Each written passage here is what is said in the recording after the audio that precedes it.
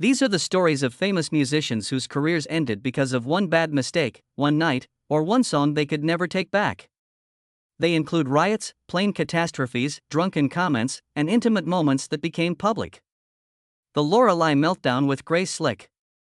And the Red Queen with her head. If you were a kid in the 1960s, Grace Slick was your high priestess. This was the woman who stood at Woodstock and sang White Rabbit with no fear, sharpness, or control. She was the voice of the psychedelic revolution. And for a long time, it seemed like she was untouchable. But by 1978, the old serenity and love feeling had been replaced by something far harsher and more deadly. She was the lead singer for Jefferson Starship on a huge tour of Europe. And behind the scenes, the mood was really dark, tense, and full with alcohol. When they got to Germany to headline a big event, the wheels didn't simply come off, they fell apart. Grace was so sick that she couldn't even get on stage. Then band members and her husband got into a fight, and the crowd was so angry that they set the stage on fire. You'd think that a riot and a real fire would be the best way to wake someone up. But only 2 nights later, the band decided to try to save the tour. Grace was backstage again, drinking again, and this time a small spark caused a huge explosion. Someone said something nice about how she looked in the milkmaid dress she was going to wear. And for some reason, that was the last straw for her. She went into the dressing room to make a change that would change her life forever. She stepped out on stage in Germany wearing a full outfit of the Nazi party led by the guy with the awful mustache. You know what I'm talking about, right? And in front of a shocked and terrified crowd, she started an act making fun of them for the Second World War. I've heard them sing too many times. Well, the place went crazy for the second time in a week, and that was it. They let her go right away. In an instant, the woman who had defined a generation was no longer welcome. Grace Slick watched her career go down the drain in real time. One night, one choice, one awful costume, and one awful joke. The secret engagement of Donny Osmond. Singing and music, Donny Osmond was the face of wholesome entertainment in the 1970s. He was the breakout star of the Osmonds and co-hosted Donny and Marie. He had a level of fan devotion that was almost fanatical. He was the heartthrob with the purple socks, a clean-cut symbol of youth and innocence who was the perfect boy next door for millions of young females around the world. He made a very particular, music, carefully crafted promise that he was available, unattainable, and forever young. This promise helped him build his profession. For young stars, the music isn't the most important thing. The fantasy is everything, though. To take away my one dream, which was music and singing. But by the end of the 1970s, Donny was getting older, and the need to keep up that perfect boy image was starting to seem like a cage. He had fallen completely in love with a young woman named Debbie Glenn. And he was sure he wanted to be with her for the rest of his life. The difficulty was the huge, multi-million-dollar machine behind him. His family and his bosses realized the cold, hard truth of the business. A married idol is like a retired idol in the world of teen marketing. For months, the relationship was kept a secret from the cameras and fans to preserve the brand. Music, little girl. Singing, but Donny was done with living 2 lives. He chose to take a chance. Not knowing that he was going to fall off a career cliff. The engagement was officially announced in 1978, which was the big moment. Everyone else was celebrating and toasting, but not Donny. Nope. Donny should have known that his fans would be thrilled for him. But the answer was much worse for a star. Complete quiet in music. And almost overnight, the dream came crashing down. His letters from fans. That came to a stop, well.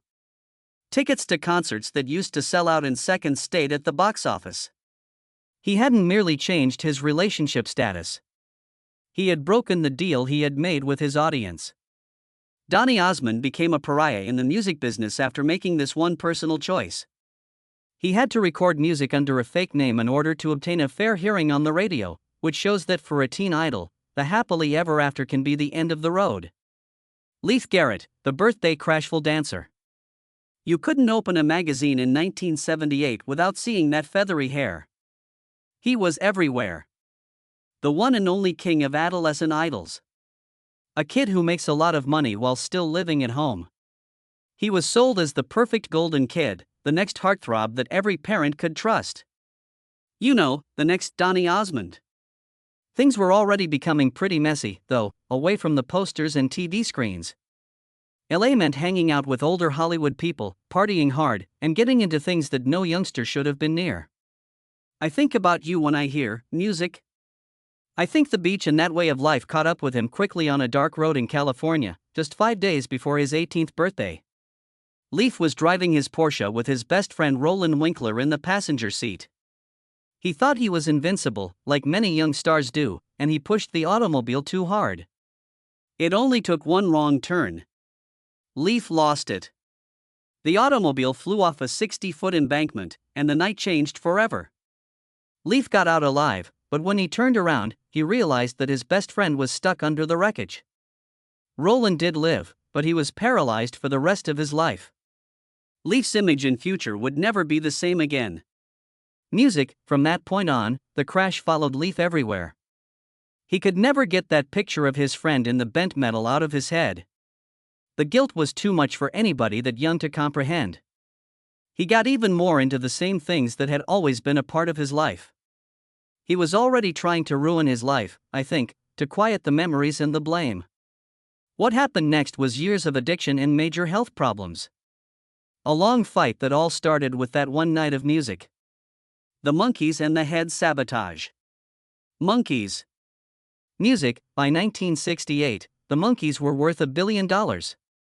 But they were sick of being seen as something that was made. They had a hard time getting to play their own instruments and write their own songs. But the Prefab 4 label nevertheless followed them around. They thought they were stuck in a plastic cage of bubblegum pop. And they thought that the only way to get the growing psychedelic counterculture to take them seriously was to systematically tear down the image that made them rich. They chose a daring and ultimately deadly way to do this, a full-length movie called Head. They worked with a young Jack Nicholson, and the band set out to make an anti that would brutally tear down their own image. Hey, what's up? What is wrong with you? I asked you first. Nothing. I asked for this, not on it. The movie was a non-linear psychedelic journey that made fun of their TV show, their marketing, and even their fans, which is awful. They were sure that this dark experimental change would get them the respect of the cool underground community that they wanted so badly. This movie came out in late 1968, and it was a huge tactical failure. The band's younger fans didn't even know they were in the movie because the marketing was so odd. The older, more serious rock fans didn't want to see a movie with a TV band in it. The outcome was that all businesses shut down. The Monkees didn't simply not get a new audience. They scared and pushed away the only one they had. Their TV show was gone by the time the dust settled. Their sales of records had dropped off a cliff. And one 90-minute act of creative sabotage had turned the band's empire into a pile of wreckage. The Brotherly Break by Creedence Clearwater Revival. For a few flaming years in the late 1960s and early 1970s, CCR felt unstoppable, like a band built to make timeless American rock songs without ever slowing down. I mean, they were making songs so quickly that it felt like they were doing it automatically, one anthem after another. John Fogerty was at the center of it all. He created the songs, ran the show, and made sure that every creative choice was made. Tom, his older brother, had been there from the start. But as the band's popularity grew, that balance slowly but surely got worse. Bring a nickel back here for the music. Before long, everyone else in the group, even his own brother, came to feel less like partners and more like hired help. And by 1971, the stress had been building for a long time. And Tom had finally reached his breaking point. He was tired of being treated like a sideman in the band he helped start, and the pressure on their family ties became too much to overlook. Tom reached the end of his rope during a practice that got out of hand. He didn't strive to get more control or negotiate. He simply left and departed the band for good. John took the departure very personally and told the other members to write and sing their own songs for the following album. You know, like a test to see if the band could work without him making all the decisions. Music: the album Marty Girl had bad reviews and a lackluster response from fans, and CCR's amazing momentum disappeared practically immediately. The devastation didn't stop with the separation in 1972, though. Tom's departure led to years of lawsuits and an anger that wouldn't go away. Even after Tom died, the fights went on. John went to court with his former bandmates to stop them from playing under the name Creedence. One brother leaving didn't only break up a band. It started a long, ugly fight that showed that CCR never completely recovered when it broke up. Syd Barrett, the American Bandstand. Syd Barrett was the stunning avant-garde genius who started the band Pink Floyd. He was the one who made the London Underground look like a psychedelic dream. But as the band got ready for their first American tour in 1967, Syd's mind was slipping away, broken by excessive LSD use. The man was a ghost in his own band, and their whole future rested on a successful tour in the US, starting with a big appearance on American Bandstand. The cameras were on for their performance of See Emily Play, and the music director told Syd to get a close-up. The music started, the words came in, and the audience, music, waited for the charming leader to take charge. But as the camera zoomed in, everyone could see the exact moment Syd Barrett departed the building. He didn't sing. He didn't try to move his lips. Music, and he didn't even say anything about the studio. He just stood there with a blank, scary stare that showed he wasn't connected to reality anymore. Weeks later, Syd Barrett was let go and David Gilmour took his position. Syd lived the rest of his life alone. The churchy tragedy of Keith Moon. For years, Keith Moon thought he was the kind of rock star that nothing could ever touch. He was Moon the Lawn, the human firecracker who played the drums, making every Who show a big deal and every moment off stage a narrative that people would tell for years. He loved the jokes, the pranks, and the craziness, and by 1970, that crazy reputation seemed to be set in stone. But one night outside a bar in the peaceful village of Chazy, music stopped everything in its tracks. A gang of enraged skinheads immediately surrounded Keith's car as he got in, shaking the Bentley, shouting threats, and trapping him in a scenario that quickly got out of hand. Keith did the only thing his scared brain could think of when he was panicked and overwhelmed. He got in the car and tried to get away. He was drunk, though, and he didn't even have a driver's license. But the adrenaline kicked in as he hit the gas. He felt a huge thump as the automobile sped into the dark, but he continued going even though he was confused. Keith finally halted after a few miles, sure he had escaped the mob. When the cops got there and told him what really happened, his life fell apart. The individual he hit was not in the crowd. Neil Boland, his bodyguard and close friend, was the one who did it. Of course, the moment never let go of Keith. The guilt of, I presume, killing someone he loved about by accident followed him around, music slowly eating away at him. His drinking and drug usage got worse as he sought to hide a fact he couldn't escape. And the crazy, lovable turmoil that people loved started to turn into something darker and more harmful. That night in Churchy didn't only stop the fun, it set off a chain of events that led to the loss of one of rock and roll's most memorable characters. Music: Elvis Costello, the Columbus Event. By March 1979, Elvis Costello was the angriest young guy in rock music. He was a poetic genius whose third album, Armed Forces, Music, had just made it into the top 10 in the US. The man was about to become a huge star. But behind the scenes, he was working hard to ruin his own success. Fueled by a dangerous mix of drug usage and a desire to stop the praise he had worked so hard to get. That music ultimately broke the tension at a Holiday Inn bar in Columbus, Ohio. The old guard of rock and the new wave had a fight late at night. Costello and his band ran upon some of Stephen Still's touring entourage, including support singer Bonnie Bramlett. Costello got more and more angry as the drinks kept coming, yelling abuses at everything American. He was seeking for the most irritating way to finish the argument, from the country itself to celebrities like Buddy Holly and Elvis Presley.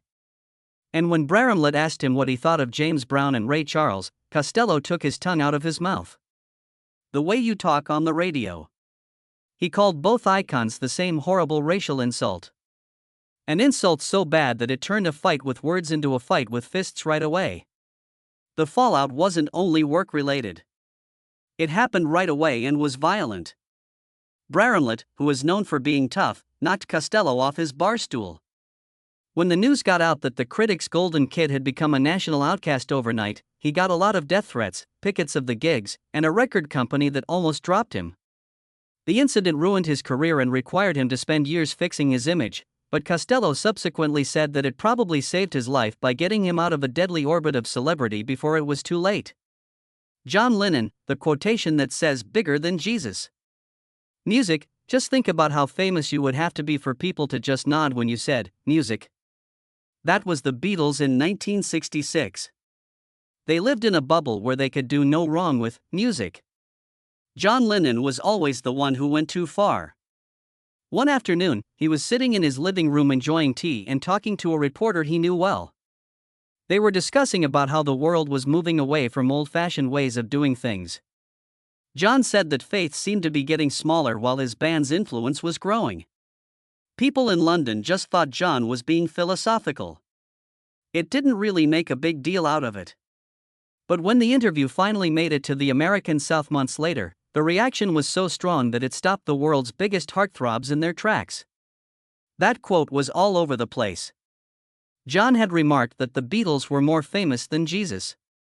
And almost overnight, the mop-top period was ended, and a surge of pure, undiluted anger took its place. Radio stations were telling kids to make huge bonfires and destroy their CDs and posters. The KKK, the worst group ever, was even coming to protest their events. The band didn't care about the charts anymore by the time they got to the US for their 1966 tour. They were scared about snipers. Well, things ultimately fell apart during a show in Memphis. In the middle of a song, a loud crack rang out in the stadium. The band came to a complete stop. They all stared at John, sure that they were seeing his last few seconds on Earth. Sure, someone eventually pulled that trigger. Music, it came out that someone had thrown a firecracker onto the stage. But the terror, that was real. That 1 second of real fear marked the end of an era. They finished the tour, played one last gig in San Francisco, and then left. They decided to stop performing together, or at least for good, which ended the biggest touring act in history, music, because of one sentence spoken over tea in a London flat. The Dallas Highway Escape with Ike and Tina Turner. The Ike and Tina Turner Show was a force of nature, a high-octane soul machine that seemed to be unstoppable on the charts during the 1960s and 1970s. But although the outside saw a strong pair, life in their intimate circle was a waking nightmare. Ike Turner has kept Tina completely under his control for almost 20 years by abusing her physically and financially isolating her. She was the voice, the legs, and the face that made the recording sell. But she was really a prisoner who didn't even have the rights to her own name. By the time they got to Dallas in July of '76, the stress had reached a deadly level. The blast happened in the back of a limo on the route to their hotel. It was a nasty, bloody fight that left Tina, music, hurt and tired. But for the first time in 20 years, something inside finally got cold. So you want to talk to me like that? What do you mean? Don't mess with me. I don't feel like it today. Okay. When they got to the motel, Ike fell into a deep, heavy sleep, leaving Tina alone with her own reflection in the mirror. At that particular moment, she knew her life had come down to a scary choice. If she stayed in that room till he woke up, she probably wouldn't make it through the year. Tina waited until his breathing was fairly steady, and then she grabbed for the door. Tina Turner ran out into the Texas heat with only 36 cents and a petrol station credit card in her pocket. She didn't just leave. In the middle of the night, she found herself standing at the edge of a huge expressway with many lanes. She took a deep breath and then ran across the lanes, avoiding traffic to get to the safety of Aroma in the other lane. Cars were speeding by her in the dark. That late-night sprint across the highway killed the E and Tina brand right away. That night in that hotel room and that limousine, their time as a couple came to an end. But when she got to the opposite side of the road, the world saw the beginning of Tina Turner as a solo artist. The light. Finally getting out of a shadow that almost cost her everything. Music, man, when you hear these stories one after the other, it really hits you how quickly things can change. One night, one sentence, and one wrong choice can ruin the whole future. Everything you worked for is gone. These people were not nobody. These were the voices, faces, and bands that seemed to be a part of our everyday life. And seeing it all fall apart in real time had an effect on many of us. Some people made it back, some never did, and some were stuck in that moment when everything went wrong forever. So now we really want to hear from you, the fans. Which of these times do you remember the most? Which songs do you find surprising to hear about now? After any of these derailments, did you see the song or the performer in a different light? Well, please leave a comment below and let me know what you think. What do you think of the stories I told? Maybe you could give me another example of a great artist who made a big error. Please like the video if you liked it. We really do appreciate it. And make sure you subscribe so you never miss a video and a memory. But most importantly, thank you so much for watching from all of us here at Do You Remember? And until next time, keep the record going and think about how narrow the border is between being a superstar and being quiet.